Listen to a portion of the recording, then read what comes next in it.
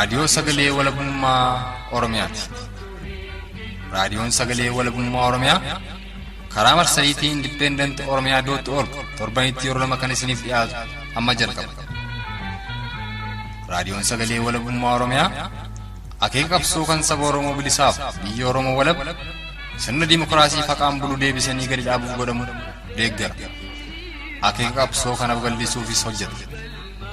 Birmadummaan Oromoo dafqa dhiigaaf lafee ilmaan Oromoon dhugooma jedhee amana. Dhaggeeffattoota isaas wareegama qaalii kanaaf kakaasuuf carraaqa. Kun raadiyoo sagalee walabummaa Oromiyaati.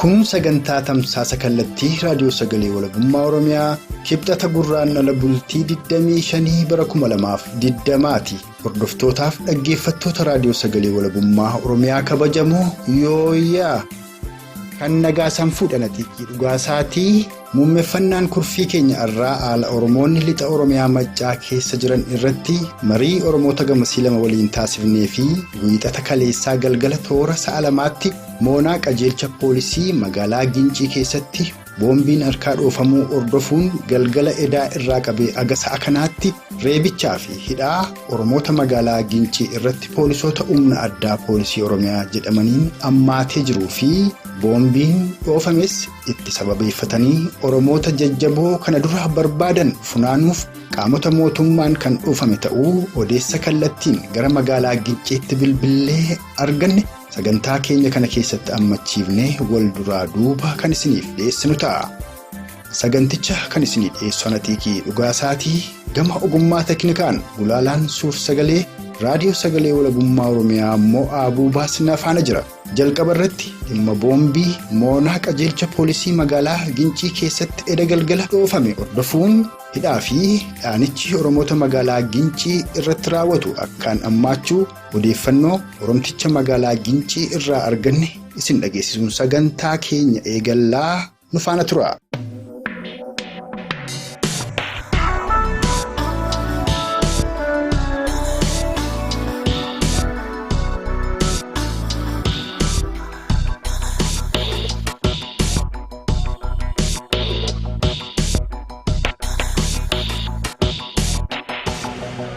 Akkuma liinuu quba qabnu egaa baatii 2-3 lakkoofsiseera erga lixa shaggar onoota akka Ada'aa Bargaafaa Gindabaratii fi gara Ginciittis erga waraanni bobba'ee uummata saamuu jalqabee hidhuu jalqabee kaleessa immoo magaalaa Gincii keessatti boombii darbataniitu Oromoonni danuunis immoo ittiin miidhamanii kan jedhutti jira. Mee haala sana bu'uurumarraa ka'e uummata Oromoof ibsi jedheensi bilbilee Oromtichi lixa Tuulamaa magaalaa Gincii. Baay'ee galatooma. Kaleessa naannoo sa'aatii 2 jechuudha daqiiqaa 10 irraa waan akkasii buufata poolisii keessa isaatti boombiin dhuka'ee ture. Galgala jechuudha sa'a 2:10 irruun. Galgala keessaa sa'a 2:10 irratti yeroo hundayyuu jechuudha sa'a 12 booda namni siivilii kamiyyuu buufata poolisii sana seenuu hin danda'u. Akkuma beekamus immoo isaanumtuun seensisanii sa'aatii sana namni siivilii seenee darbata jedhamee si yaadamu kan dhuka'es immoo dallaa keessatti. Erga boombiin sun dhuka'eetii san booda naannessanii dargaggoo nama daandiirra jiru reebuu nama keessa barbaadan qabatanii deemu gara mana hidhaa geessu. Kan baay'een ajaa'ibee hundarra si jibbisiisu tokko immoo namoonni tokko mana yaalaatii deebi'u mana yaalaa dhuunfaatii saasan mucaa baatee haadha manaasaa wajjin deemaa jira. Sanatti naannoo buufata konkolaataa kan durii tokko jira bakka san ga'aniiru. Mucaa irraa fuudhanii ishee baachisanii isa reebanii inkit godhanii caccabsanii amma bakka ciisu ka'an jiru namni sun dararaa hamaa keessa jirra baay'ee kan garaa nama kutudha jireenya manatti keessa jiru. Egaati amma akka ati kaasaa jirtutti isaanumatu Oromoota magaalaa Ginciif naannoo sanii keessumaa qeerroof qarree Oromoo jajjabduu barbaadanii sababa godhatanii ittiin qabachuuf jechati gochaa akkasii raawwatanidha shakkiin jiru amma akka hawaasaatti. Kun qabatamaa madhayyuuti uumaa waan natti shakkisiisuun qabu sana otoo amma miidhuu barbaadanii namni miidhuu barbaade wanni shakkisiisu poolisoota bakka isaan ta'anitti namni poolisii matti darbachuu hin danda'a yookaan immoo Nama dhuunfaas miidhuu barbaadde nama dhuunfaa mana isaatti darbachuu dandeessa. Kuni sababadha. Ittiin sababa godhachuuf malee waan na biraa kan si shakkisiisu immoo guyyaa maa kaasanii homaa tokko infoormeeshiniin hin jiru. Wanni dhalate tokko hin jiru. Olii gadi kaatu bakka har'a maaltu jira jedhee wal gaafachaa ture. Uummanni illee olumaa gadi kaachaa oolan. Kun immoo sababa malee miti wanni qophaa'ee kanuma irratti hin beeksisa jechuudha. Amma egaa boombii darbatame kanaan miidhaan qaqqabe kan attamiiti laata mooraadhuma poolisaa sana keessatti? Maqaa nama sanaallee hin beeku poolisii wayii xiqqoo fininxaaree rukutteetti poolisii tokko malee homaa waan tokko miidhaan hin qaqqabne manneen hin hiikamne humni hin taa'e. Sana asi gaamee hagam tokko ta'a Oromoonni magaalaa Ginciif naannoo sanii qabaman dhimma kanaan? Gara ganamaa kanan argee dubartoota 6 fi dhiira gara 10 ta'u jedhee yaada. Alaanan ilaale malee keessan seenne barandaa manaa rafa taa'aa jiru warri galgala qabaman. Waajjiruma poolisiisan keessa? Waajjira poolisiisan keessa. Oo barbaadanis immoo beesaanii kaambii qabu gara kaambii sanaas hin geessu. Kaambii durri makalaa kan keessa ture wayii jira. Kan liyyuu haayilii Oromiyaa kan jedhaman mana keessa buufatan achis hin geessu. Gara Addis Alamirreen jira achi haa geessu. Yeroo darbes immoo torbeema darbe keessa ijoollee managaa nama 6 asii ari'anii olonkomiitti qabanii geessanii amma karchaallee hamboottiidhaa jiru. Dhugaadhumatti guddoo nama gaddisiisa. Guyyaa 2-3 duras gara Gindabaratitti bilbileera. Achittis qabeenya Oromootaa gubuun mana namaa gubuun horii uummataa qalatanii nyaatuun raayyaa ittisa biyyaaf milishaadhaan akka malee hammaatee akka jirudha kan hin dhaga'e. Amma immoo magaalaa Ginciis dhufee jira. Akkuma beekamu warraaqsi 2014-15 magaalaa Gincii keessatti eegaluun kanamuu quba qabuudha.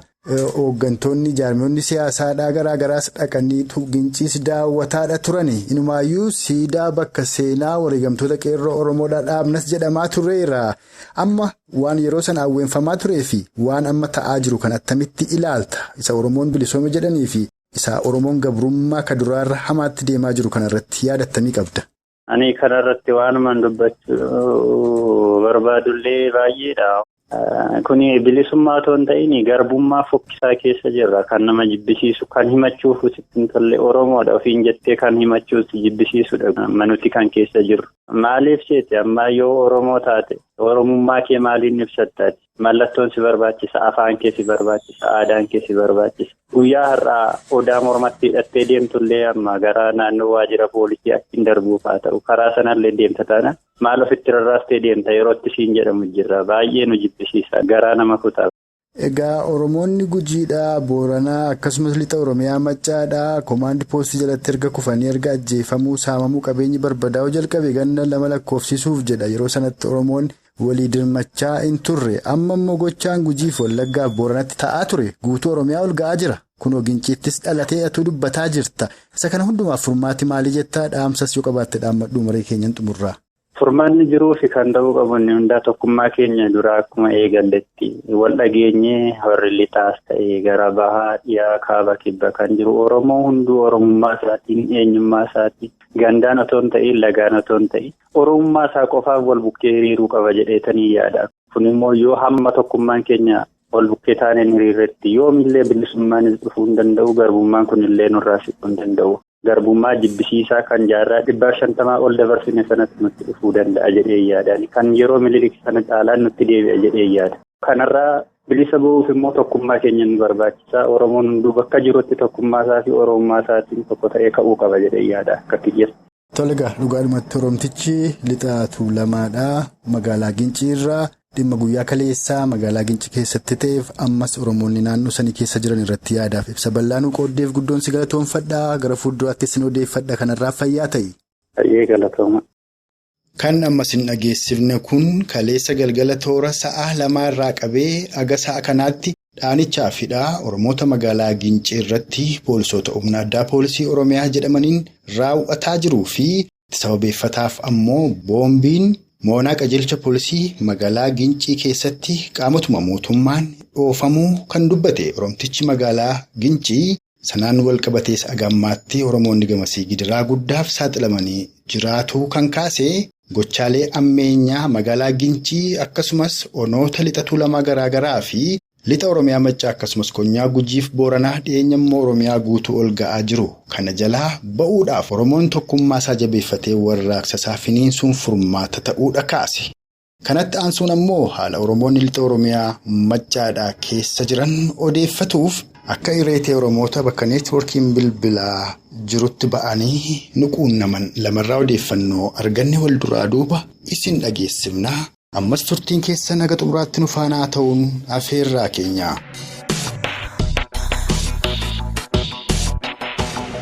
Oromticha lixaa Oromiyaa Maccaadhaa akka ireetee bakka neetwoorkiitti si argannee si dubbifne yoo xiqqaate baatii 2 ol lakkoofsiseera.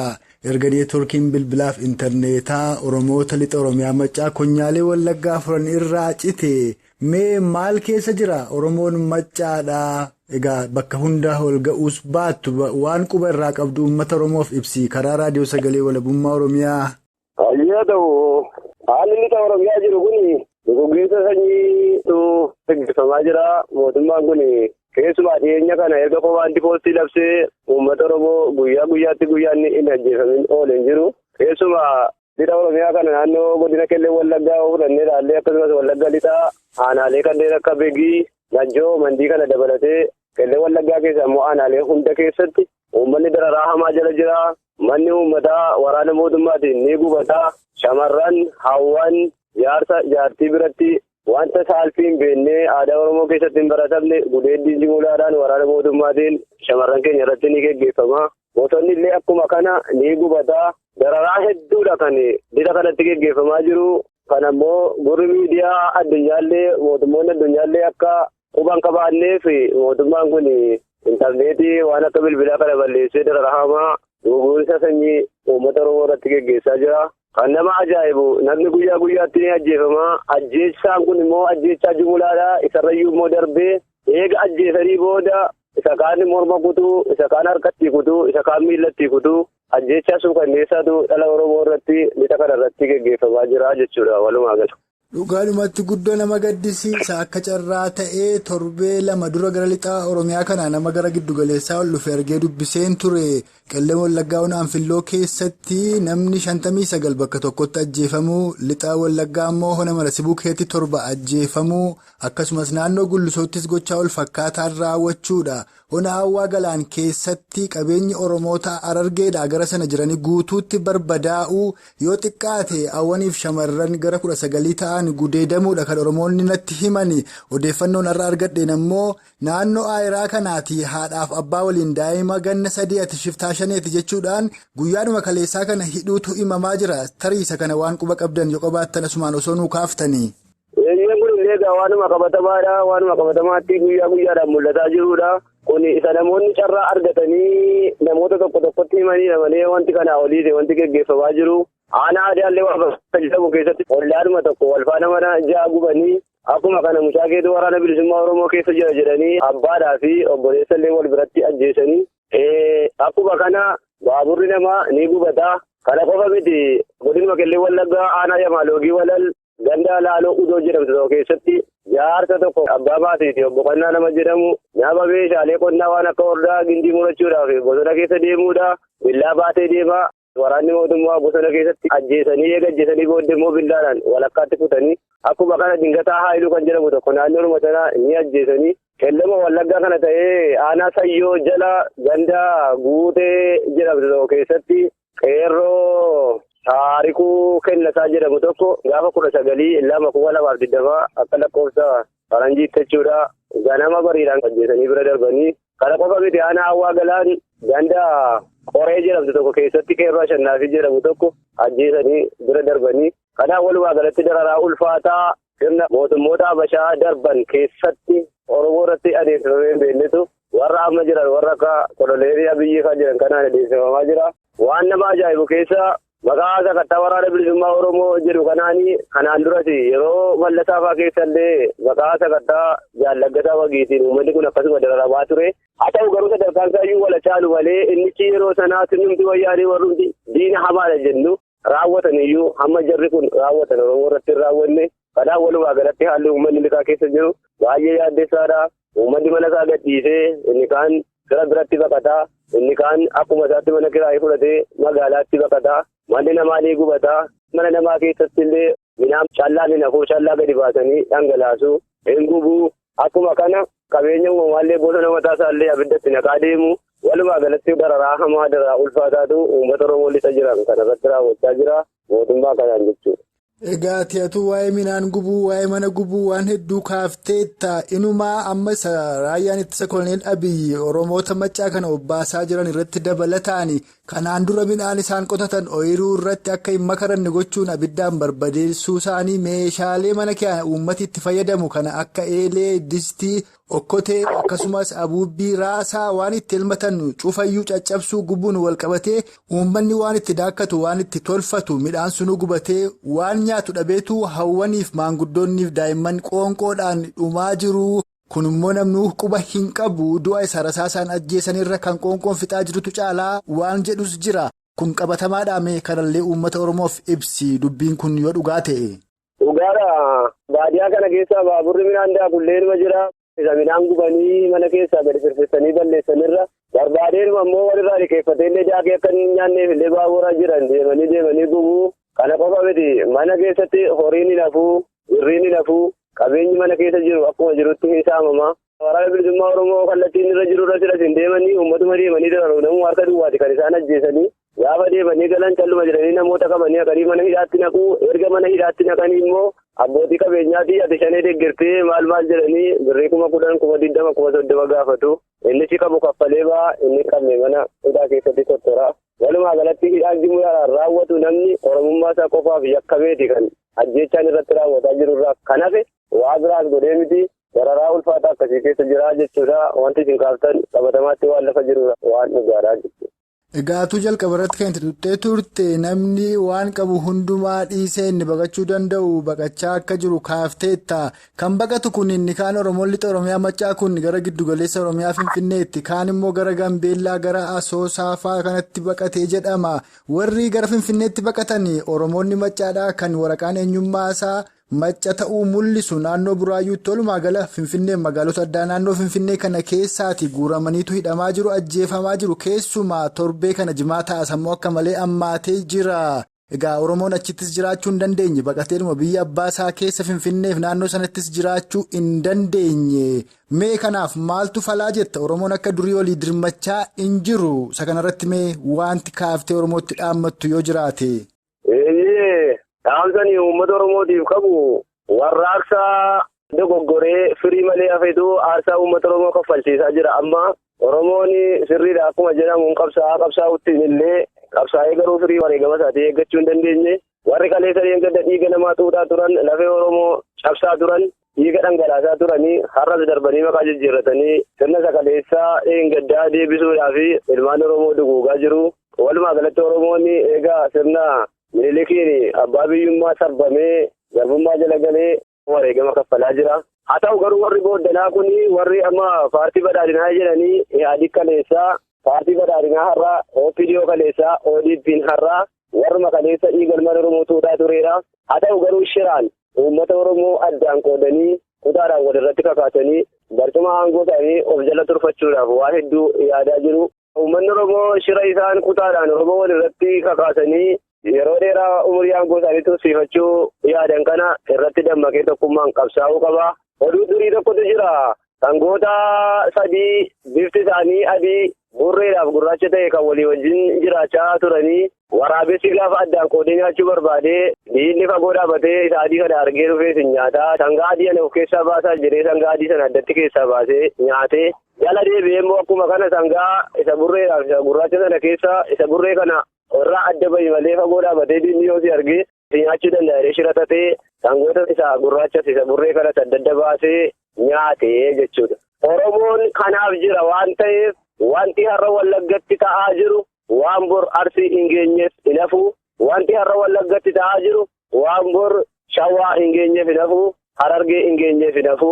Diina addaan Oromoo qoodee nu nyaachuudhaaf jiru kana irratti dammaqee yoo tokkummaan qabsaa'ee sirna kana ofirraa hin kufin Oromoon tokkoon nyaatamee dhumuudhaaf jira.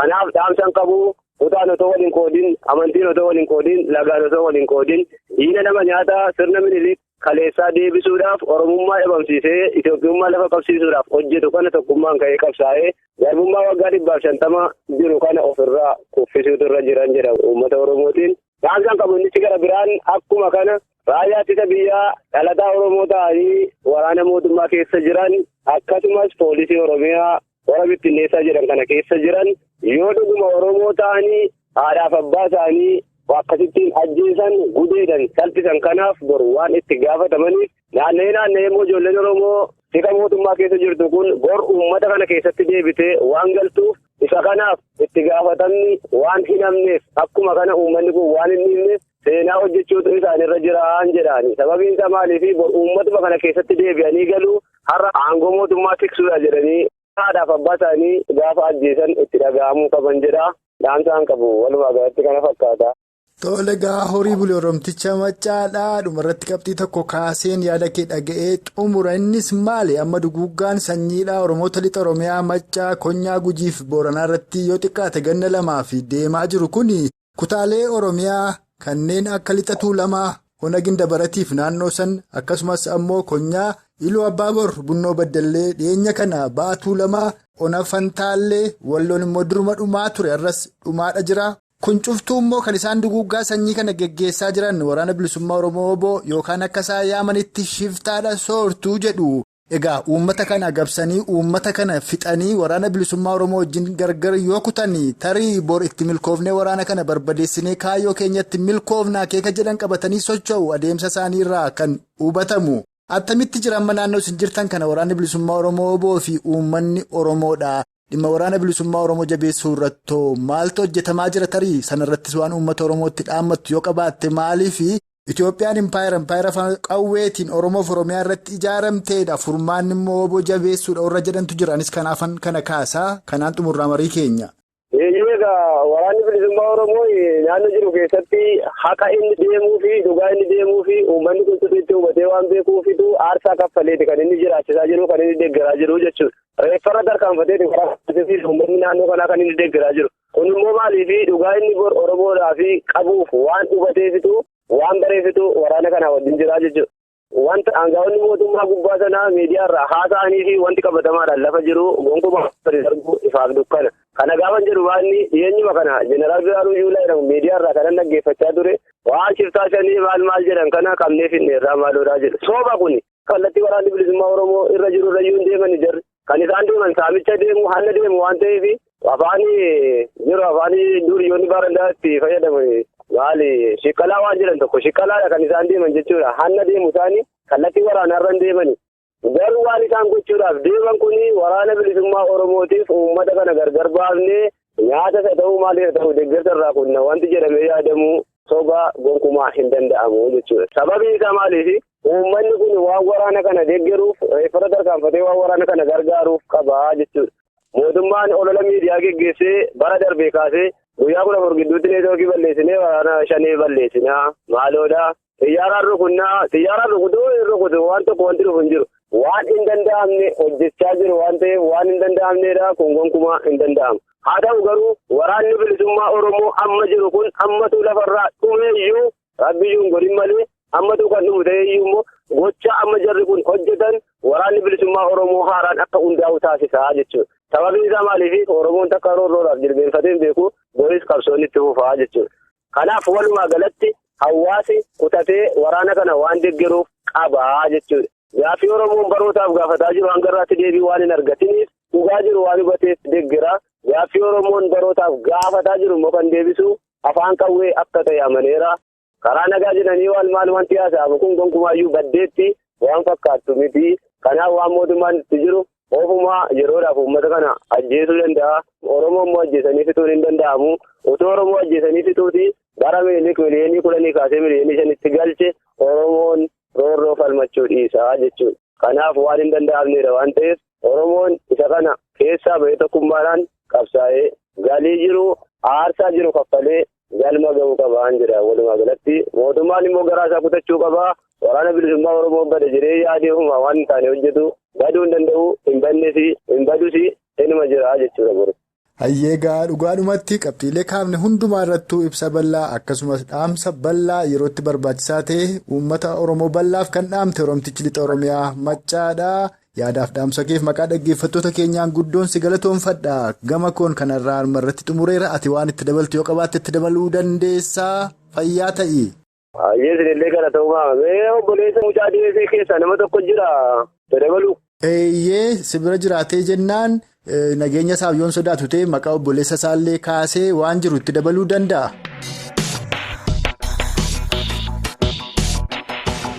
Ifaa kenna isaan jedhama. Ayyee. Obboleessa godheen gadda gaafa roobii ganama shuubiidhaan dhufanii manaa fuudhanii waraanni mootummaa kana. Eessatti gaa kuni? Aanaa Sayyoo jala gandaa guutee jalatti. Ayyee. Ganama shuubiidhaan gadi waamanii raatanii manuma wal biratti rasaasa sadiin dhaanee jala hojii kana obboleessa godhe. Amma maal gootee jedhaniiti kan isaan ajjeesan tarii maqaa obboleessa kee wareegamee sammoo yoo kaafte gaariidha. Isa malees ammoo naannoo sanatti namoonni biraanis kan ajjeefaman jiru mannis gubateeraa jedhama. Sanallee too balliftee kaaftee uummata Oromoo dhageessifte. Eeyyee obboleessa koo gaafa gaaffii gaafatan abaa'oo shanee kana deeggarsa isaaniin kalladdaa isaan jala deemta jedhanii mucaa kana ajjeesuu danda'anii manni gubate immoo sirriidhumadha. Manni gubate kun immoo kan qotee bulaati. Hayyee. Kan qotee bulaa maadha kan hiraatanii harmootii fa'aa dha'uuf kaanennaan warri bira jiran dhaabbatanii dura nu ajjeesi minaantu keessa waan ta'eef minaan ganna kanatti dadhabaa baane. Nu jalaa gubachuu irra nuti dura duune minaan sana gubachuu isaa wayya jechuudhaan bira dhaabbatanii falmatanii warri biran jirre immoo minaan isaaniis qabeenyaa akka ganna kana guutuu hojjetaa baanitti jalaa gubaniiru jechuudha. Amma gaa Oromoonni amma qabeenyi isaanii kun manni isaaniis firris irraati ajjeefame gara Gambeellaa faatti Asoosaa faatti baqataa jiru jedhama. Mee bakka obboleessi kee itti wareegame kanaati uummatni jira moo baqachaa jira? Wanta kanarraa namni jiru jiraan sababa'ee raateera inni kaan Gambeellaatti inni kaan lafa jiru hundumatti lafa nagaan jirutti babbaqatee jira. Isaan dhufanii raatanii goolessa guddaa kana gootanii naannoo qooda du'eedhee uummatii. Arbii dhaakee hanga jimaataatti yaa'ee dhume keessa. Egaa ammatu obboleessa keetu sirraa wareegame atis bakka sana jiraachuu hin dandeessu achirraa baqattee gara biraatti baateetta uummanni Oromoo akka duraanii quba waliin qabu walii dirmachaa hin jiru gariin mootummaan kun mootummaa Oromooti warra jedhetu jira kaan ammoo warri xiinxaltoota siyaasaa fi waan siyaasaa beekne jedhaniif jaarmiyaa keessa irra kan jiran ammoo Oromoon bilisoomeeraa jechaa turaniitu rakkoo har'a Oromoof Oromiyaa mudataa jiru kanatti Oromoo deebisanii isa kanarratti tarii waan jettu dhaamsas yoo qabaatte dhaammattee marii keenya xumurraa. Hayyee akka Oromiyaa lixaa keenyaa kanatti gadda hedduutu hafee jira ammayyuu taanaan amma ganda obboleessi qabeessa ta'e sana keessaa baheen jira iddoo biraarra taa'eera deetanii amma isin quunnamuu danda'e gaddi akka jirutti malee waa'een bilisummaa jedhamee asiin carariin isaayyuu hin dhufne asii bilisummaa kan jedhamu kun. Hayyee. Kanaaf bilisoonni warreedhaan waraana adda bilisummaa Oromoo kana hin balleessinaa warri jedhame ofuma. Lafa dhiitanii hin qabna warreedhanis ofumaati isaanii hatuuf saamuuf deemu malee birii faa fuudhuu biriitii harmootii faa waldaa faa saamuuf jedhanii raatanii deemanii waanuma adda addaa hojjechaanii hawaasa sinii dhaabanna jedhanii immoo sobanii haa ta'u hawaasaaf immoo waan dhaabatan hin qaban abboota harmoota dhiitaa deemu akka kwaasiidha. Kanaaf bilisummaa jedhamu wanta jiru miti fichitiyyuu kun nama shakkisiisa dhugaadha.